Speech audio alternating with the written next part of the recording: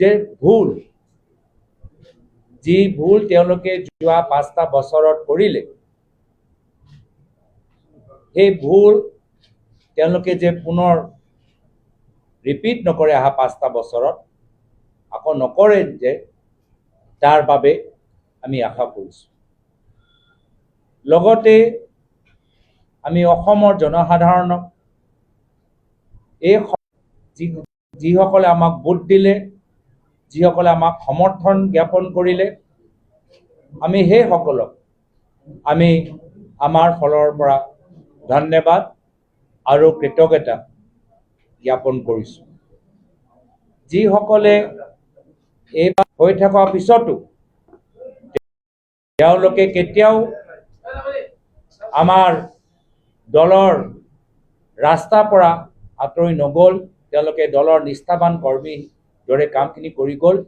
সেয়ে আমাৰ কংগ্ৰেছ দলৰ তৃণমূল পৰ্যায়ৰ সমৰ্থকসকলক, কৰ্মীখিনিক আমি আমাৰ ৰূপ আমি দেখা পালোঁ, যিদৰে তেওঁলোকে নিজৰ নিজৰ দায়িত্ব সামাজিক মাধ্যমৰ পৰা মানৱ অধিকাৰ মাধ্যম লৈ আৰু বিভিন্ন তেওঁলোকৰ আমাৰ যে ফ্ৰণ্টেল আছে, তেওঁলোকে যিদৰে নিজৰ নিজৰ কৰ্তব্য পালন কৰিলে, তেওঁলোকৰ নিষ্ঠা, তেওঁলোকৰ কষ্টক আমি স্বীকাৰ কৰিছোঁ আৰু আমাৰ ফালৰ পৰা কৃতজ্ঞতা জ্ঞাপন কৰিছোঁ। আৰু নিশ্চয় ক'ব লাগিব যে আমাৰ দলৰ কেন্দ্ৰীয় নেতৃত্ব মল্লিকাৰ্জুন খাৰ্গে ডাঙৰীয়া, ৰাহুল গান্ধী ডাঙৰীয়া, শ্ৰীমতী সোনিয়া গান্ধী ডাঙৰীয়ানী, প্ৰিয়ংকা গান্ধী ডাঙৰীয়ানী, কেশী বেণুগোপাল ডাঙৰীয়া, জিতেন্দ্ৰ সিং ডাঙৰীয়া বিভিন্ন সময়ত আমাৰ ফালৰ পৰা আমি শুভেচ্ছা, আমি ধন্যবাদ কৃতজ্ঞতা জ্ঞাপন কৰিছোঁ। পৰৱৰ্তী দিনত আমি যদিও যিমান আসন আমাক লাভ কৰিব লাগিছিল আমি লাভ কৰিব নোৱাৰিলোঁ, কিন্তু বিৰোধী দলৰ কৰ্তব্য আমি সদায় জনসাধাৰণৰ লগত থিয় দিম। য'ত য'ত ৰাইজৰ ওপৰত এইখন চৰকাৰ ভয় ভাবুকি লৈ তেওঁলোকৰ জীৱনত আজি বিপদত ঠেলিবলৈ চেষ্টা কৰিব, আমি সাধাৰণ নাগৰিকৰ লগত আমি সদায় আমি থাকিম। এয়া হ'ল আমাৰ প্ৰতিশ্ৰুতি এটা বিৰোধী দল, এটা নিষ্ঠাবান বিৰোধী দল হিচাপে। লগতে য'ত য'ত এখন চৰকাৰৰ ক'ৰবাত তেওঁলোকৰ গাফিলতি হ'ল, ক'ৰবাত তেওঁলোকৰ ভুল হ'ল, ক'ৰবাত তেওঁলোকৰ কৰাপশ্যন হয়, কেলেংকাৰী হ'ল, তো প্ৰতিটো ভুলৰ ওপৰত, প্ৰতিটো গাফিলতিৰ ওপৰত আমাৰ নজৰ থাকিব। কোৱা উদ্দেশ্যটো হ'ল যে কংগ্ৰেছ দল যদিও আমাৰ আসন কম, আমি হাৰ মানি লোৱা নাই। আমি প্ৰত্যেকজন, মোৰ পৰা আৰম্ভ কৰি মোৰ কাষত বহি থকা ব্যক্তিসকল, মোৰ সন্মুখত থিয় হৈ থকা আমাৰ কংগ্ৰেছৰ সতীৰ্থসকল আৰু এই আপোনালোকৰ যোগেদি আমাৰ সমগ্ৰ অসমৰ কংগ্ৰেছ দলৰ পৰিয়ালক আৰু আমাৰ অসমৰ মানুহসকলক আমি কৈছোঁ যে আমি এইবাৰ এই নিৰ্বাচনত আশাৰ দৰে আমি আসন লাভ কৰা নাই, কিন্তু আমি মানসিকভাৱে হাৰ মানি লোৱা নাই। আমি আগবাঢ়ি যামগৈ। আমি য'ত য'ত নিজকে শুদ্ধ কৰিব লাগে, ৰাইজে আমাক যি ধৰণে আমাৰ শুভচিন্তক হিচাপে প্ৰতিটো জিলাত, প্ৰতিটো সমষ্টিত যিদৰে সুপৰামৰ্শ আমাক প্ৰদান কৰিছে, কেনেদৰে এতিয়াও আমাৰ মনোবল বৃদ্ধি কৰিবলৈ বহুতখিনি অঞ্চলৰ পৰা ৰাইজে মোক ব্যক্তিগতভাৱে আমাৰ দলৰ সতীৰ্থসকলক মেছেজ দিছে, লগ পাইছে, কৈছে যে আপোনালোকে আগবাঢ়ি যাওক। কিয় কি যদি আজি কংগ্ৰেছ দল বিৰোধী দলৰ ভূমিকা ভালদৰে ধাৰণ নকৰে, তেতিয়া অসমত লোকতন্ত্ৰ নাথাকিব। অসমত লোকতন্ত্ৰ নাথাকিব। বৰ্তমান চৰকাৰৰ ওপৰত নিয়ন্ত্ৰণ কৰা কোনো শক্তি নাথাকিব। ৰাইজৰ ওচৰত চৰকাৰৰ অন্যায়ৰ পৰা বাচিবলৈ কোনো সুৰক্ষা কৱচ নাথাকিব। ৰাইজৰ ওচৰত চৰকাৰক দায়বদ্ধ কৰা কোনো অস্ত্ৰ নাথাকিব। তো আজি যদিও আমাৰ আসন কম, ৰাইজৰ অস্ত্ৰ হৈ, লোকতান্ত্ৰিক অস্ত্ৰ হৈ ৰাইজৰ লোকতান্ত্ৰিক শক্তি বৃদ্ধি কৰা হ'ল আমাৰ মূল উদ্দেশ্য। আৰু সেইকাৰণে যি গুৰুত্বপূৰ্ণ শিক্ষা আমি এই নিৰ্বাচনৰ পৰা ল'ব লাগে, অসমৰ জনসাধাৰণ নিশ্চিত হৈ থাকক যে আমাৰ দল আৰু আমাৰ প্ৰত্যেকগৰাকী আমাৰ ব্যক্তিসকল সেই পৰিৱৰ্তন আমি নিজৰ সাংগঠনিক ভেটি, নিজৰ ৰাজনৈতিক চিন্তাধাৰা, নিজৰ ব্যক্তিগত ব্যৱহাৰত আমি আনিবলৈ সক্ষম হ'ম। লগতে আমি কেইবাটাও নিৰ্বাচন আমি দেখা পাইছোঁ আৰু আমাৰ দলৰ নেতৃত্ব ৰাহুল গান্ধী ডাঙৰীয়া ইতিমধ্যে প্ৰকাশ কৰিছে যে কেইবাটাও নিৰ্বাচনত আমি কেন্দ্ৰীয় নিৰ্বাচনী আয়োগৰ ভূমিকা আমি দেখা পাইছোঁ, কিন্তু বৰ্তমানৰ সময়ত এই কেন্দ্ৰীয় নিৰ্বাচনী আয়োগৰ ব্যৱহাৰ চৰিত্ৰ আমি দেখা পোৱা নাই, যাৰ ফলত বিভিন্ন আমাৰ ৰাজনৈতিক দল দিল্লীত সদনৰ মজিয়াত আমাৰ নো কনফিডেন্স মোশ্যন বৰ্তমানৰ চিফ ইলেকশ্যন কমিশ্যনাৰৰ বিৰুদ্ধে আনিবলৈ বিভিন্ন ধৰণৰ পদক্ষেপ লৈছে। আমি ৰাইজৰ যিদৰে আজিৰ পৰা আমি জানিবলৈ পাইছোঁ যে ৰাইজেও বিশ্বাস কৰা নাই যে ইমান যে ডিফাৰেঞ্চ, ইমান যে ভোটৰ অংকত ইমান যে ডিফাৰেঞ্চ আহিছে, বহুত ক্ষেত্ৰত ৰাইজ বিশ্বাস কৰিবলৈ টান পাইছে। আমাৰ ফালৰ পৰা আমি যথেষ্ট বিশ্বাস কৰিবলৈ আমাৰ অসুবিধা হৈছে, কিন্তু ৰাইজৰ ফালৰ পৰা আমি জানিবলৈ পাইছোঁ যে তেওঁলোকেও বিভিন্ন সমষ্টিত য'ত ভাবিছিল যে কম মাৰ্জিনত হ'লেও কোনোবা এটা দল জিকিব, কোনোবা এটা দল হাৰিব, কিন্তু মাৰ্জিনটো বহুত কম হ'ব, ফাইট হ'ব, 50-50 হ'ব। এনেকুৱা বহুত কেইটাও চিট আমাৰ ৰাইজৰ মাজত চৰ্চিত, সাংবাদিকসকলৰ মাজত চৰ্চিত, বুদ্ধিজীৱীসকলৰ মাজত চৰ্চিত। হাৰক, যিকোনো দল হাৰক জিকক, কিন্তু 50-50 যেনেকুৱা ক্ল'জ চিট আমি বহুত ভাবিছিলোঁ, আমাৰো দৃষ্টিত আছিলে। হ'ব পাৰে যে আমি সেইকেইটা চিট আমাৰ ধৰিছিলোঁ আৰু বিজেপিয়ে সেইকেইটা চিট নিজৰ পক্ষত ধৰিছিল, কিন্তু ফাইটটো আমি হ'ব, নেক টু নেক হ'ব। আগৰ নিৰ্বাচনৰ দৰে 5,000 প্লাছ মাইনাছ বহুতকেইটা চিট 5,000-10,000 ভিতৰতে নিৰ্ধাৰিত হৈ তেনেকুৱা আমি বহুতকেইটা চিট তেনেকুৱা এটা ফলাফল হ'ব ৰাইজৰ পৰা আমি ভাবিছিলোঁ, আৰু ৰাইজ এতিয়াও আমাক কৈছে যে আমি তেনেকুৱা ভাবিছোঁ। এনেকুৱা যে কিছুমান বহুতকেইটা চিটত যি ধৰণৰ ৰিজাল্ট আহিছে, তাৰ বাবে আমাক পৰৱৰ্তী দিনত বিশেষভাৱে গৱেষণা কৰাটো প্ৰয়োজন হ'ব, বিশেষভাৱে অধ্যয়ন কৰাটো প্ৰয়োজন হ'ব। আৰু দিল্লীত ইলেকশ্যন কমিশ্যন আৰু বিভিন্ন ইলেকশ্যনৰ প্ৰক্ৰিয়ালৈ বিভিন্ন সময়ত চৰ্চা চলি আছে।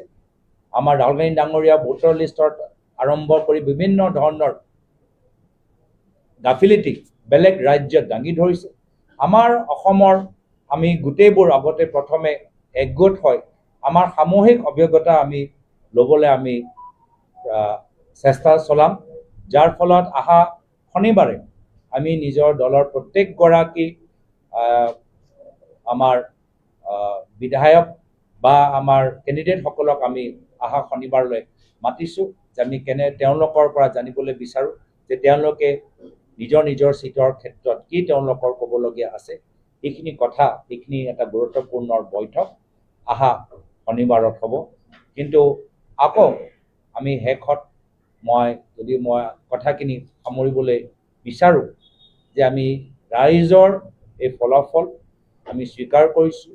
ৰাইজে যেনে আমাক আগন্তুক দিনক নিজৰ মাজত বিচাৰে, গুৰুত্বপূৰ্ণ বিষয়বোৰ উত্থাপন কৰাটো বিচাৰে, সাংগঠনিক ভেটি শক্তিশালী কৰিবলৈ বিচাৰে, আৰু ৰাইজৰ লগত এইখন চৰকাৰৰ অন্যায়ৰ পৰা বাচিবলৈ তেওঁ ৰাইজৰ লগত থিয় হ'বলৈ বিচাৰে।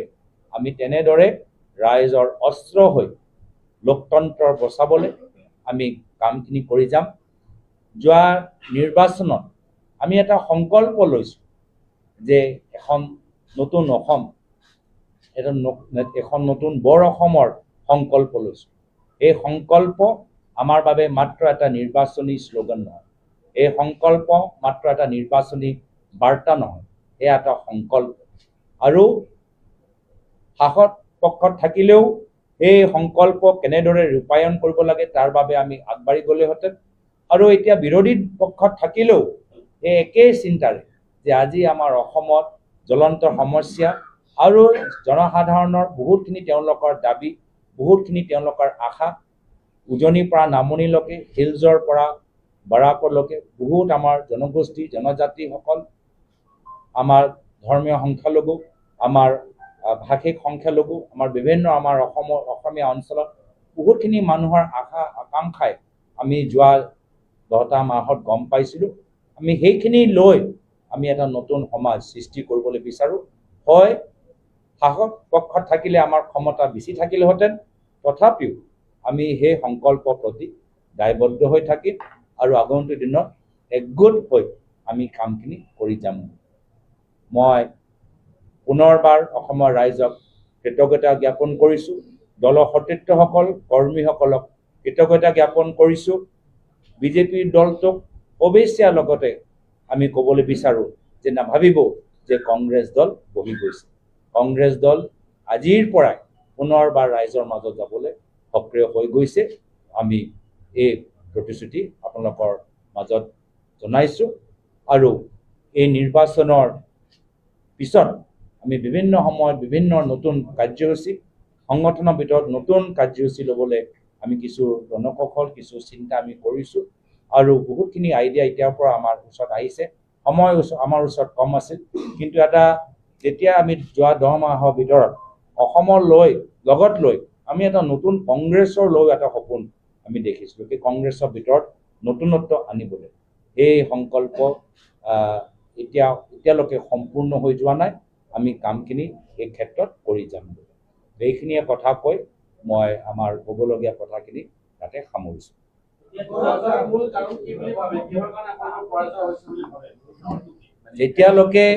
যেতিয়ালৈকে আমি পৰ্যালোচনা নকৰোঁ গোটেইখিনি কাৰণ আৰু কোন কাৰণক কিমান গুৰুত্ব দিব লাগে, ৰাইজৰ পৰা আমাক যথেষ্ট আমি শক্তি আজি পৰ্যায়লৈকে আমি লাভ কৰি আছোঁ। তাৰ বাবে মই ৰাইজক ধন্যবাদ জ্ঞাপন কৰিছোঁ।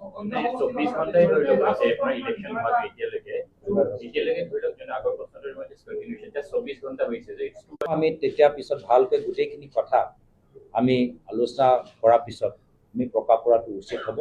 কিন্তু আৰম্ভণিত মই কৈছোঁ যে এতিয়া আমি বৰ্তমান আমাৰ এই সংবাদমেল যোগেদি যিখিনি কথা বৈঠকৰ যোগেদি মানে আলোচনা হয়, এটা প্ৰক্ৰিয়া থাকে, নিশ্চয় আপোনালোকে জানে আমি যি প্ৰক্ৰিয়া প্ৰত্যেক দলে পালন কৰে, সেই প্ৰক্ৰিয়াৰ যোগেদি আমি আমাৰ সকলৰ লগত আলোচনা কৰাৰ লগতে আলোচনা কৰাৰ পিছত আমাৰ সিদ্ধান্ত আমি ৰাইজৰ মাজত মুকলি কৰোঁ। পৰাজয় নৈতিক দায়িত্ব মই স্বীকাৰ কৰিছোঁ। I was the captain, and as the captain of the team, মই আমাৰ সতীৰ্থসকলৰ ফালৰ পৰা আমি দলৰ মোৰ জ্যেষ্ঠ ফালৰ পৰা যথেষ্ট মানে ফ্ৰী হেণ্ড পালোঁ, বহুত সমৰ্থন পালোঁ, বহুত সুপৰামৰ্শ পালোঁ। এণ্ড ডেফিনেটলি এই নিৰ্বাচনৰ ফলাফলৰ ক্ষেত্ৰত মই প্ৰদেশ কংগ্ৰেছ সভাপতি হিচাপে নৈতিক দায়িত্ব গ্ৰহণ কৰিছোঁ। মই অসমীয়াত let me just finish the regional and then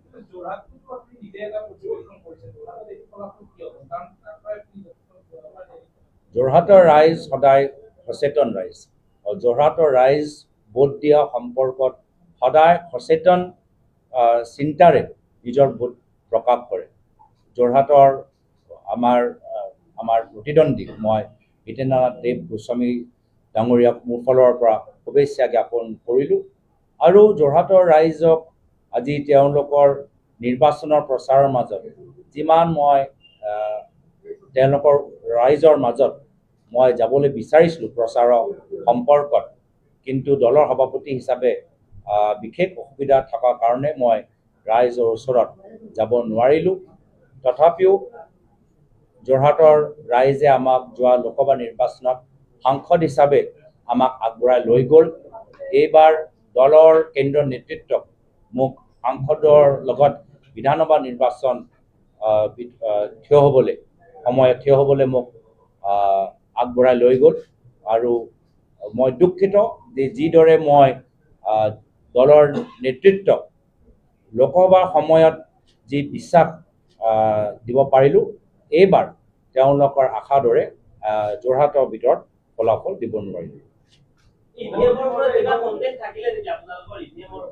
EVM ওপৰত নিশ্চয় আমাৰ সন্দেহ আছে। মই ইতিমধ্যে ক'লো যে আমাৰ গোটেই ইলেকশ্যনৰ প্ৰক্ৰিয়া মোৰ চিন্তা মতে এই বৰ্তমানৰ বিজেপি নেতৃত্ব লোকতন্ত্ৰৰ ওপৰত বিশ্বাস নকৰে।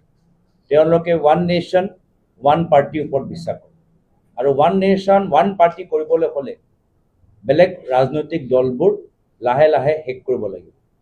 লাহে লাহে শেষ কৰা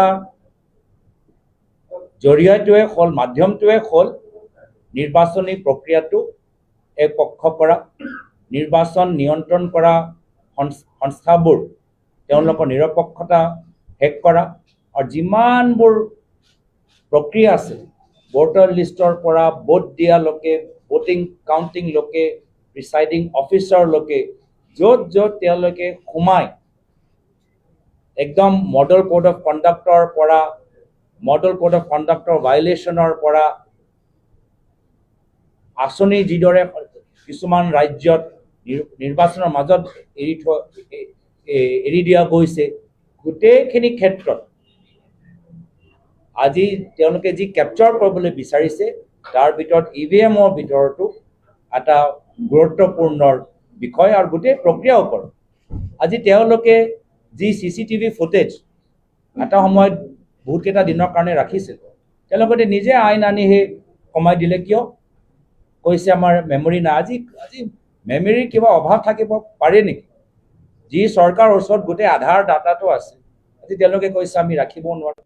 আমি কৰাৰ পিছত আকৌ এই সম্পৰ্কত আপোনালোকৰ ওচৰত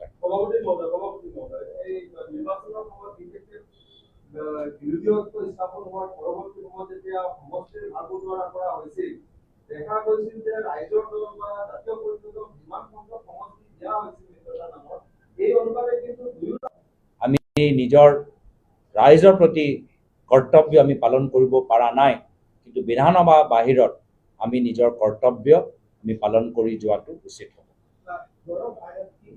I'll go to national media now. 4 तारीख को असम विधानसभा निर्वाचन के नतीजे हम सब ने देखे। मैं सबसे पहले भाजपा दल और उनके नेतृत्व को शुभकामनाएं देता हूं। हम सब का समाधान करेगी। असम में बहुत से समस्याएं हैं, जिन समस्याओं का हमने पिछले कई वर्षों में और अपने निर्वाचन के प्रचार के समय इस सरकार ने जिस तरीके से काम करना चाहिए था नहीं किया।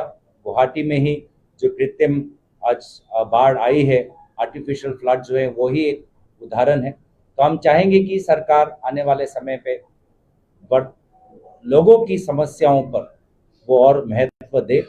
साथ ही साथ जो भूल उन्होंने पिछले कई वर्षों में की है, लोगों को जिस प्रकार से सताया है, लोगों के बीच में जिस प्रकार से उन्होंने कई समय में अहंकारी रूप धारण किया है, भ्रष्टाचार किया है, वे गलतियां आने वाले समय में नहीं करेंगे। कांग्रेस पार्टी ने पूरी तरीके से इस नतीजे को स्वीकार किया है।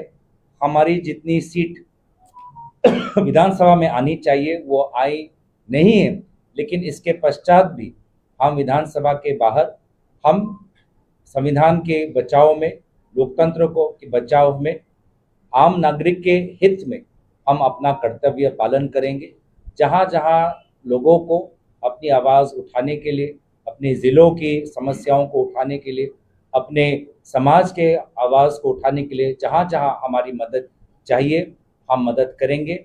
और उसी प्रकार से जहाँ जहाँ प्रदेश के समस्याओं को समाधान करने के लिए हम अपने तरफ से सकारात्मक परामर्श इस सरकार को दे सकते हैं, हम वो भी प्रदान करेंगे। लेकिन हाँ, जहाँ सरकार गलती करेगी तो हम लोगों के हित में सरकार के खिलाफ बुलंदी से आवाज़ उठाएंगे।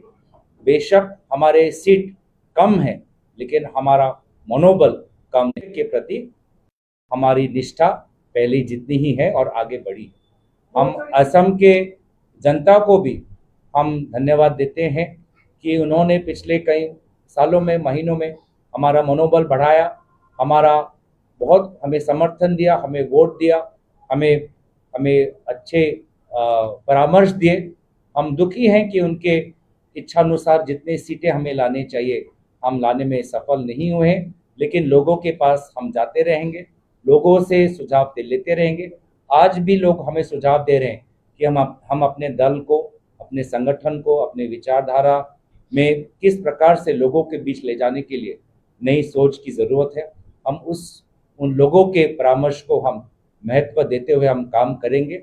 हमारे सारे समर्थक साथियों को भी, हमारे जो विधायक जीत के आए हैं उनको भी हमारे तरफ से शुभकामनाएं। विरोधी दलों के भी जो हमारे नेतागण हैं, जो जिसमें अखिल गोगोई जी जीत के आए हैं, हमारी शुभकामनाएं। लुरिन ज्योति गोगोई, जॉन इंटी कठार जी, मनोरंजन तालुकदार जी और हमारे CPIML के जो बिहाली की जो कैंडिडेट है, हम चाहते हैं कि सब अपने हौसला रखें, आगे आने वाले समय में काम करें। और जहाँ तक आपका सवाल है, कुछ दिन बाद हम अपने सारे कैंडिडेट्स और विनिंग कैंडिडेट्स को गुवाहाटी में बुलाएंगे, उनके साथ हमारी बैठक होगी। किस प्रकार से चुनाव में उन्होंने क्या देखा, प्रशासन, EVM, returning officer, SR, model code of conduct, पूरे जो चुनाव की जो प्रक्रिया है, नियम है, क्या वास्तव रूप से पालन हुए। हमने जो शिकायत की, किसी शिकायत पे कुछ प्रशासन ने या चुनाव आयोग ने काम किया, सभी विषयों पर उनके साथ बात होकर मंथन जरूर होगा।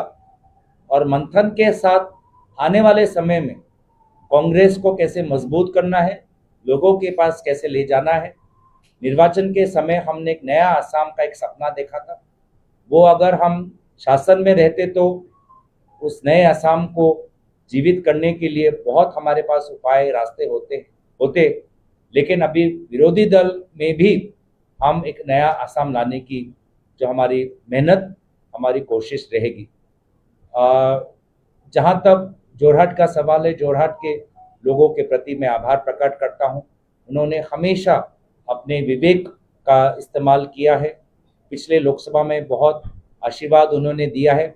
इस विधानसभा चुनाव में मैं खुद जितना समय प्रचार में देना चाहता था उसमें मैं कामयाब नहीं था, क्योंकि प्रदेश के अध्यक्ष होने के नाते कई जगह मुझे जाना पड़ता था। हमारे केंद्रीय नेतृत्व ने हमें ये निर्देश दिया कि सांसद होने के साथ साथ हमें विधानसभा चुनाव भी में हमें प्रत्याशी होना है। तो केंद्रीय नेतृत्व के निर्देश को पालन करते हुए हम आगे बढ़े। और दुख इस बार का है कि हमने केंद्रीय नेतृत्व को लोकसभा के समय जोरहाट को हम लोकसभा जीत पाए, लेकिन विधानसभा में हम असफल रहे। लेकिन जोरहाट के लोग हमारे काम में, हमारे व्यवहार में जिस प्रकार का परिवर्तन न सिर्फ हमारे में पर हमारे दल के और विभिन्न क्षेत्रों में जिस प्रकार का वो संशोधन चाहते हैं, परिवर्तन नहीं कहूँगा, संशोधन चाहते हैं, उसके अनुसार हम निश्चय ही हम काम करेंगे। और इस पूरे निर्वाचन का नैतिक दायित्व प्रदेश कांग्रेस के अध्यक्ष होने के नाते मैं स्वयं लेता हूं। इस नतीजे का दायित्व, नैतिक दायित्व मेरा है। बाकी हमारे दल के सभी नेताओं ने, बड़े नेताओं से लेकर हमारे साथियों ने बहुत मजबूती से मेहनत से काम किया है। मैं उसके लिए सभी का आभार प्रकट करता हूँ।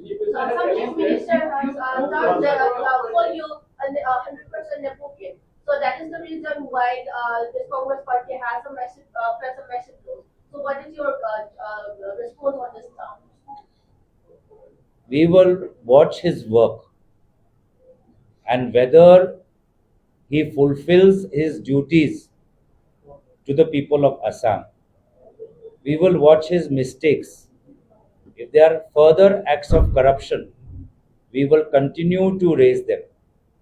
We will watch his behavior.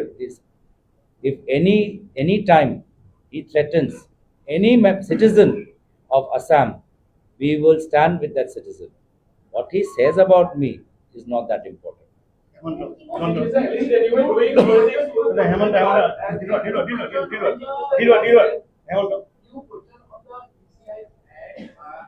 ECM also, but the same ECI conducted the election in Kerala and the Tamil Nadu also. At the same time, our petition is pending in Supreme Court. At the same time, we have brought a no confidence motion against the Chief Election Commissioner.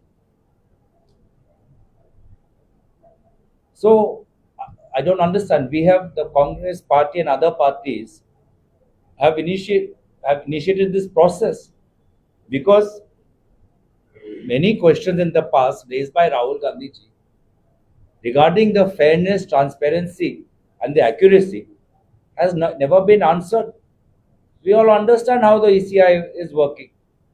So we will pursue all means possible in order to protect the integrity of the electoral process. My only concern is that this BJP leadership does not believe in a neutral and fair electoral process. They believe in one India, one party. And for that, they have to finish off other parties. And the only way to weaken or finish off other parties is by completely destabilizing the electoral process. And that's leading India into a very dangerous path. Today, my leader Rahul Gandhi ji is a proud defender of Indian democracy. And I stand with him and many other citizens, conscious citizens, all of us who are concerned about the future of democracy, irrespective of which political party is in ruling, democracy and the democratic rights of Indian citizens should prevail.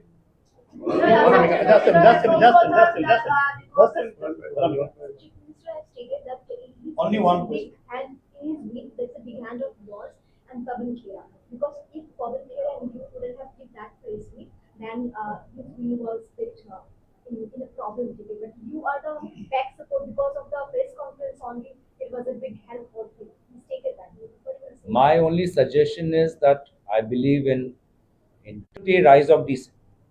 এইখিনি পালন কৰিছে নাই কৰা আমি মুখ্যমন্ত্ৰী ব্যৱহাৰৰ ওপৰত গুৰুত্ব দিম তেওঁ আগন্তুক দিনতো অসমৰ স্বাভিমানক বাৰম্বাৰ আঘাত পেলাই থাকিব তেওঁ আমাৰ অসমৰ নাগৰিক এয়া সাংবাদিকে হওক শিক্ষক হওক বা ইউনিভাৰ্চিটিৰ মালিক হওক তেওঁলোকৰ ওপৰত বাৰম্বাৰ ভাবুকি দি থাকিব নেকি আৰু ৰাইজৰ লগত নাগৰিক লগত আমি থিয় দিম আমি মুখ্যমন্ত্ৰী বা এখন চৰকাৰ মুখ্যমন্ত্ৰীটো তেওঁ আনুষ্ঠানিকভাৱে হোৱা নাই এখন চৰকাৰৰ পৰৱৰ্তী তেওঁলোকৰ ভুল তেওঁলোকৰ ক'ৰবাত কেলেংকাৰী হ'লে আমি তাৰ ওপৰত আমি চকু দিম তেওঁলোকে কি কৈছে হিমন্ত বিশ্ব শৰ্মা ডাঙৰীয়াই কি কৈছে মোৰ সম্পৰ্কত বা এই ৰাজনৈতিক ক্ষেত্ৰত এয়া আমাৰ বাবে গুৰুত্বপূৰ্ণ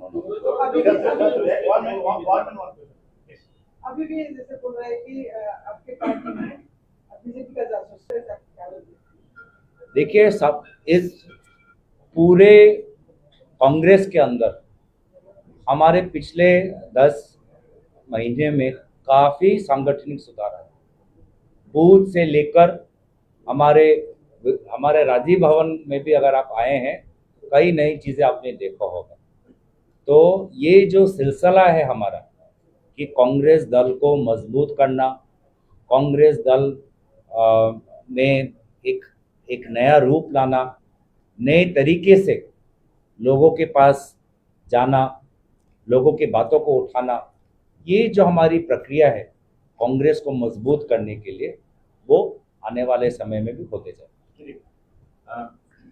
The analysis of a vote share which has been made public by Election Commission has showed that about 4% increase in BJP in vote share has resulted in 22 more seats. But Congress has also gained in vote share, but its seats has gone down by 10. So what is your preliminary assessment that you have able to increase your vote share, but your number of seats have gone down? Again, as of now, I don't want to, without doing our collective exercise, I don't want to get into my preliminary analysis because there are many things to look at. voting patterns to look at. What we want to look at is also how various sections of Assamese society voted. Ours is a very diverse state with different communities. We want to see that. As I said, we had just the Lok Sabha election a year and a half ago. So you want to look at those patterns as well. So there are many things to look at. So without doing an exhaustive analysis, I think we might end up in a situation where we come to very we might leave out some more important assessment as well. So I don't want to leave out any particular any particular cause.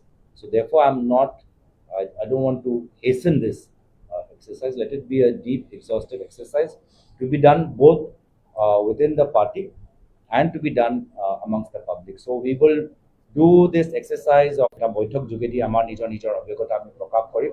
তাৰ পৰৱৰ্তী সময়ত জিলা স্তৰত আমাৰ কথাখিনি হ'ব আৰু লগে লগে আমাৰ দলীয় মজিয়া লগে লগে আমি ৰাইজৰ মাজত, বুদ্ধিজীৱীসকলৰ মাজত, বিভিন্ন সামাজিক সংগঠনৰ মাজত, আমি খেতিয়কসকলৰ মাজত, সৰু দোকানীৰ ওচৰত গৈ আপোনালোকৰ ৰাজনীতিৰ বাবে অভিজ্ঞ